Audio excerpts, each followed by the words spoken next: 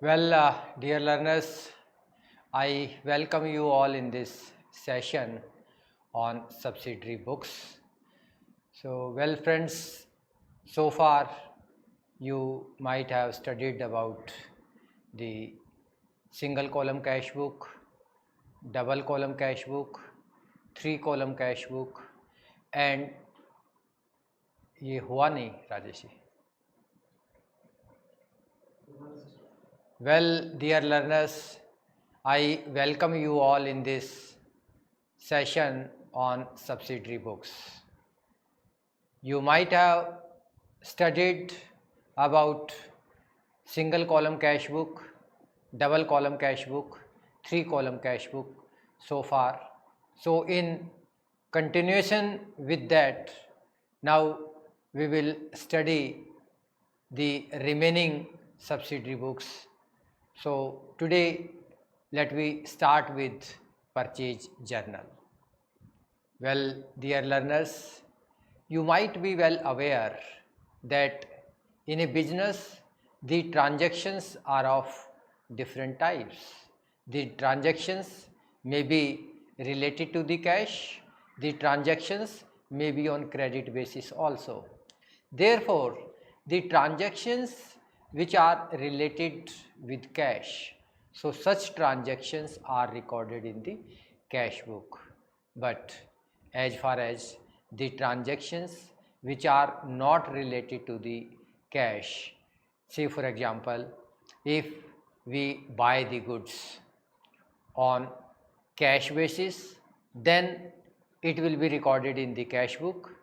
But when we buy the goods on credit basis, then such transaction will not at all be recorded in the cash book.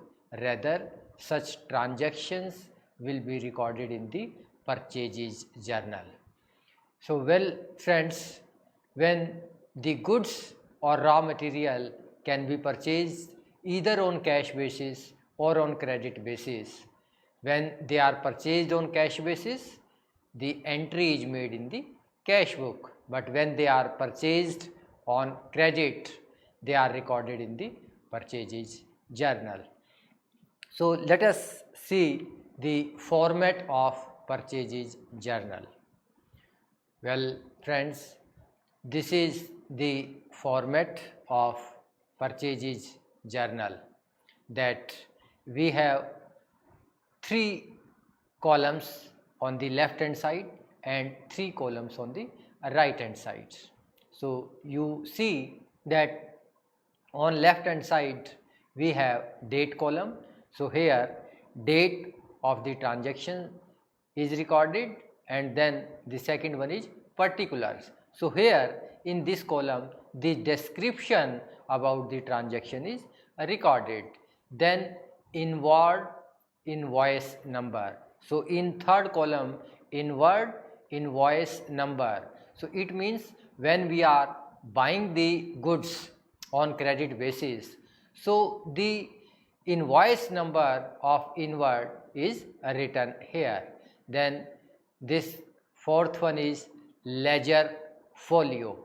So friends, this ledger folio, here the page number of ledger folio is recorded. Then the amount.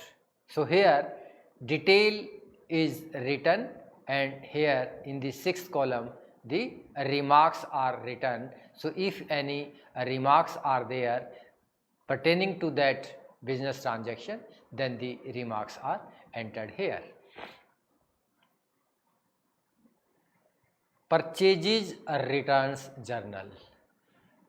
Friends, when we buy the goods, then sometimes what happens that when the goods is not as per our requirement, when the goods is not as per our specification, then we return the goods to the supplier, partly or fully.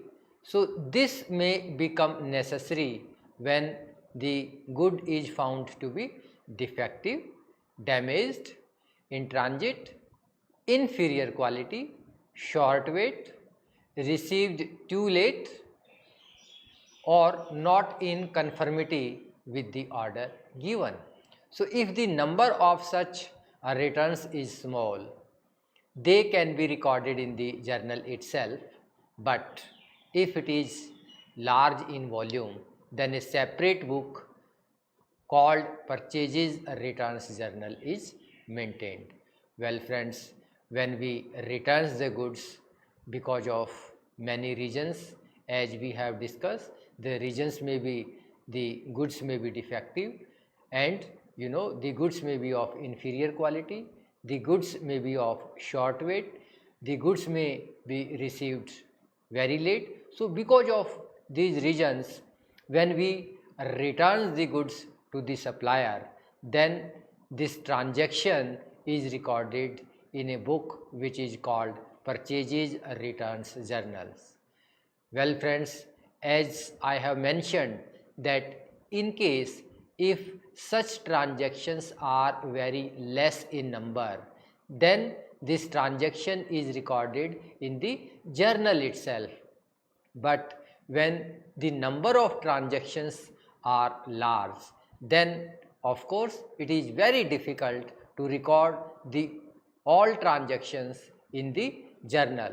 So for that very purpose, we maintain purchases returns journal, and the transactions which pertains to the returns are recorded in the purchases return journals and also called as purchase returns book. Then the next one is debit note. Well friends, now we will try to understand what actually the debit note is all about, who write the debit note and why the debit note is written, and to whom the debit note is sent. So here we will try to understand the concept of debit note. So when you return the goods to the supplier, a statement called debit note is sent to the supplier. So it means the buyer write and debit note, and the buyer send the debit note to the supplier, and the debit note is sent by the buyer to the supplier when he returns the good. It informs the supplier that his account has been debited to the extent of the value of goods returned. You know that when goods are purchased, the supplier's account is credited. Debiting his account now means that the account payable to him has been reduced by the value of goods returned. The debit note also contains other particulars such as the name and the address of the supplier, the description of the goods returned, etc.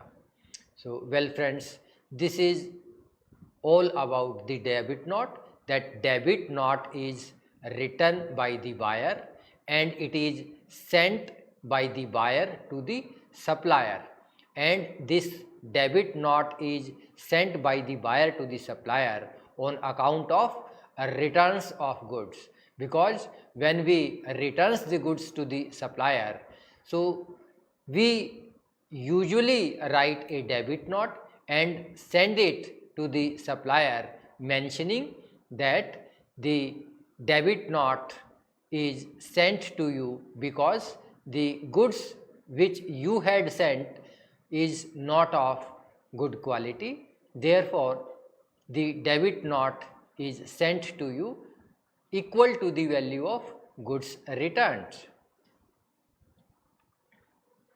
Then this is the format of debit note. So well friends, you might be seeing here the debit note. Here debit note number is written. Here your invoice number is returned, because when we buy the goods from the supplier, then the supplier gives us an invoice number, so that invoice number is written here.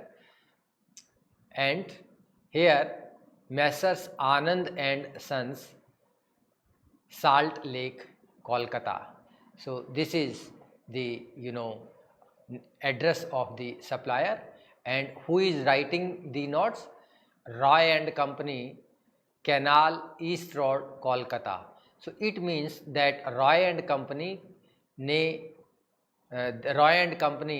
purchased the goods from the Anand and Sons, Kolkata. So when the Roy and Company is returning the goods, so it means Roy and Company is writing a debit note to the Anand and Sons, and here the description is written: returns of 15 kg sugar received damaged in transit at the rate rupees 35 per kg, and this is the value of the goods returned. So here the value of the debit note is equal to the value of goods returned, and here for Roy and Company, here the signatures will be there and here the date will be there. So this is the format of debit note, which is returned by the buyer and is sent to the supplier in order to and it is sent to the supplier in order to reduce the value of goods sold.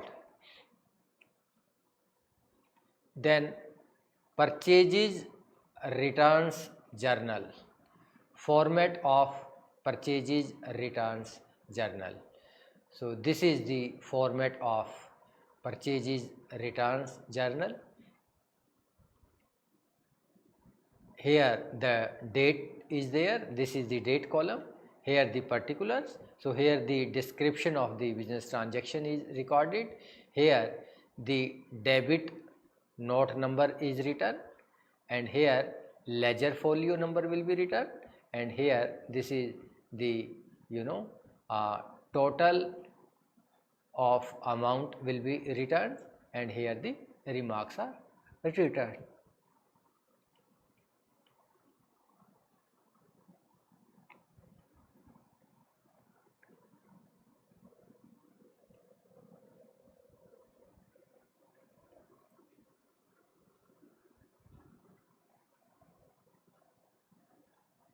Yes, next one is sales journal.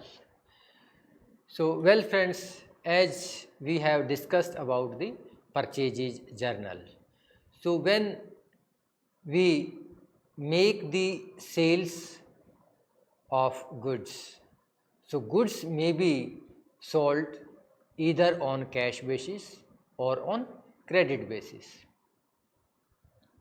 When the goods is sold on cash basis, so this transaction is recorded in the cash book. But dear learners, when the goods is sold on credit basis, so such transaction is recorded in the sales journal, sales book. It is also known as sales book. So again, it is very clear that when such transactions are very large in number, so the sales book is maintained. But when the number of transactions are very less, in that case these transactions may be recorded in the journal itself.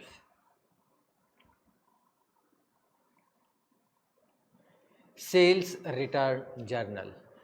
So when we make the sales of goods to the customer, so the customers can also return the goods to us, and the reasons for returning the goods may be the same, that the goods that we have supplied may be of inferior quality, may be of short weight, may be sent to the customer too late. So there may be many reasons.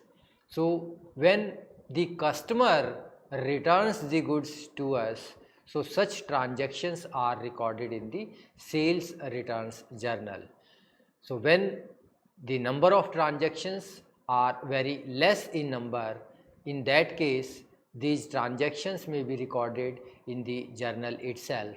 But when the number of transactions are very large in number, so in that case the sales return book is maintained in order to write all these transactions. So the sales return journal is also known as sales return book.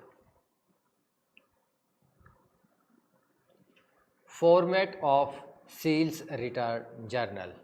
So the format of sales return journal is given.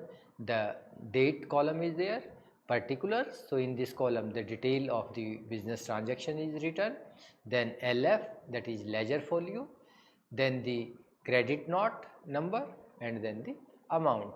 So this is the format of the sales return journal.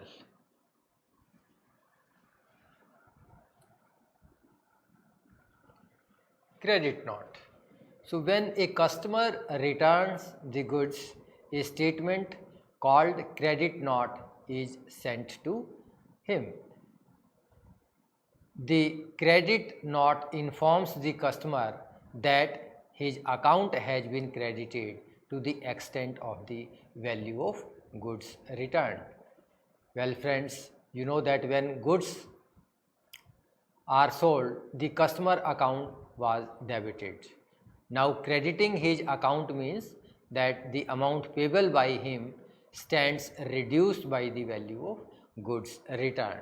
So you know the credit note is also returned by the selling firm, and the credit note is sent by the selling firm to the customer. So this credit note informs the customer that his account has been credited to the extent of value of goods returned. So this is all about the credit note. So this is the format of credit note. So credit note number is written here, and here your debit note number.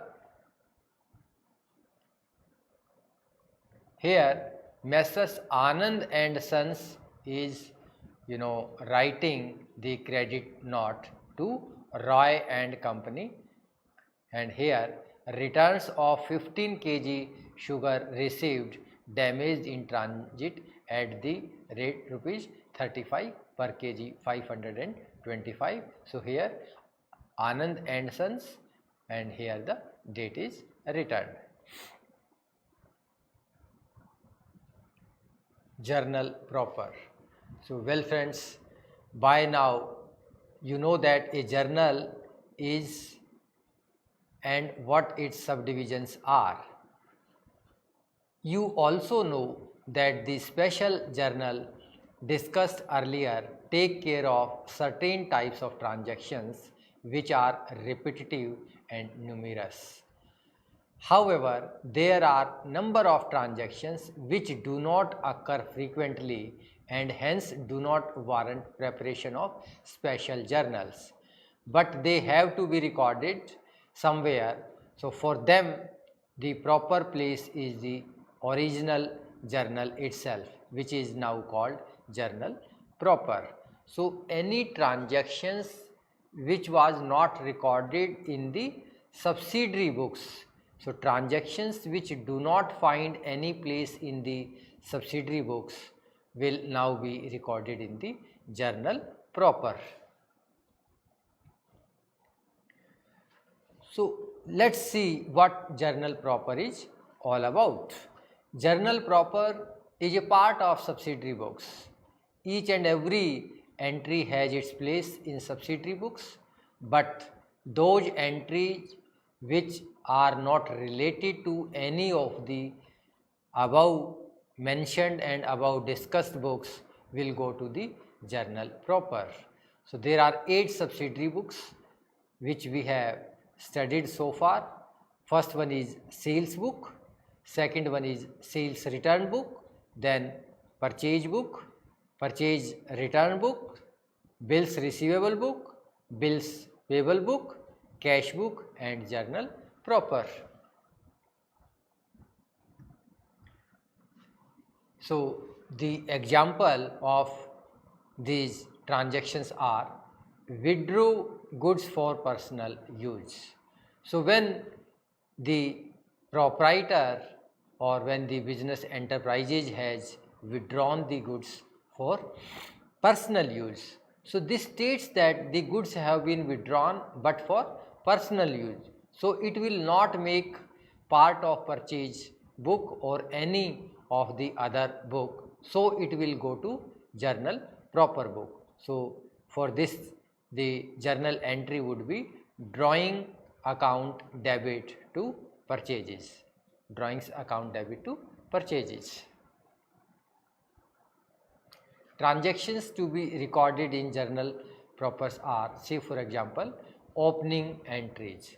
So, the transactions which were remained with the business at the end of the closing year. So, in the next year those transactions would be the opening transaction for this particular year. So, for them the opening entry is passed. So, these entries are needed for opening accounts in the beginning of the financial year.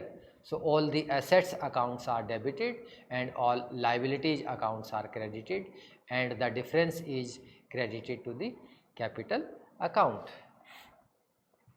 Then the next one is transfer entries. So, these entries are needed to record transfer from one account to another. For example, an asset purchased is wrongly debited to the purchase account. So, here the right journal entry would be asset account debit to purchases account, because when we pass the entry, so the asset was debited to the purchase account wrongly. So, now in order to rectify it, we will have to debit the asset account and credit the purchases account. Then the next one is rectification entries. So, when certain errors are committed in the books, these entries are passed in order to nullify the effects of such errors. For example, goods sold for rupees 5,000 to Mr. Ram has been entered in the sales day book as rupees 500. So, this transactions was recorded, though the transaction was value of rupees 5,000, but wrongly it was entered in the sales book against rupees 500. Then the next one is adjustment entries. So, when accounts are closed at the end of a financial year, before preparing the financial statements or final accounts, certain adjustments have to be made relating to certain items like depreciation, outstanding expenses, interest on capital, etc. So, for example, if rent is outstanding for 1 month, say rupees 500. So, for that we will make the journal entry rent account debit to rent outstanding. Then the next one is closing entries. So, these entries are needed at the end of accounting period to close the certain accounts. Transferring their balance to some other accounts does this. For example, transferring its balance to profit and loss account closes the petty cash book. Then the next one is compound entries. Sometimes what happens that compound entries are passed through journal proper to make the record of the transaction more clear. For example, goods sold for cash after allowing trade and cash discount can be recorded in this journal. So, well, dear learners, you might be well aware that the trade discount is never recorded in the books of the accounts, but as far as the cash discount is concerned, cash discount is always recorded in the books of account.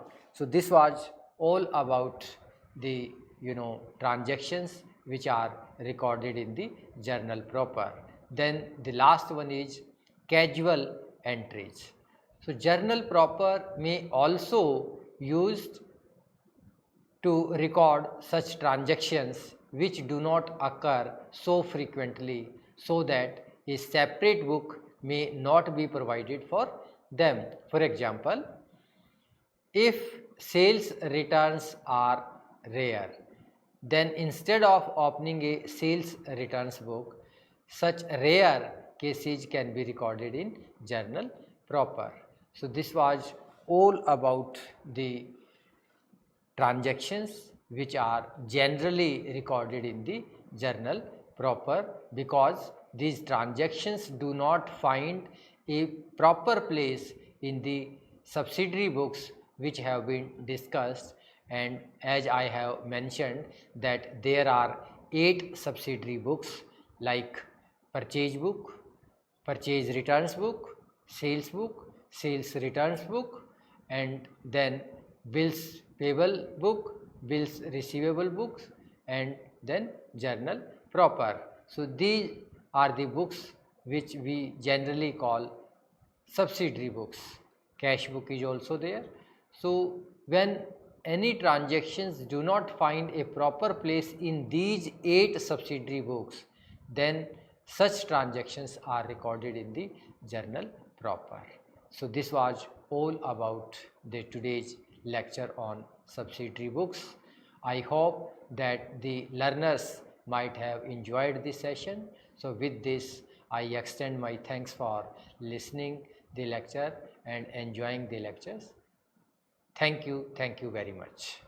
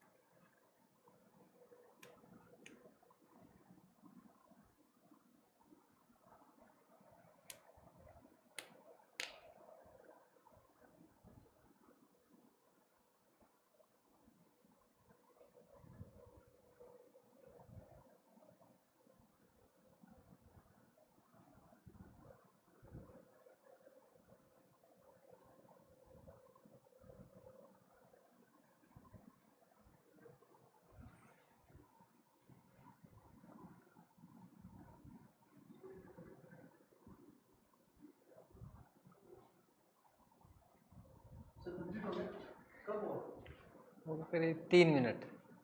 अच्छा, मुझे लगा कि चल ही रहा है।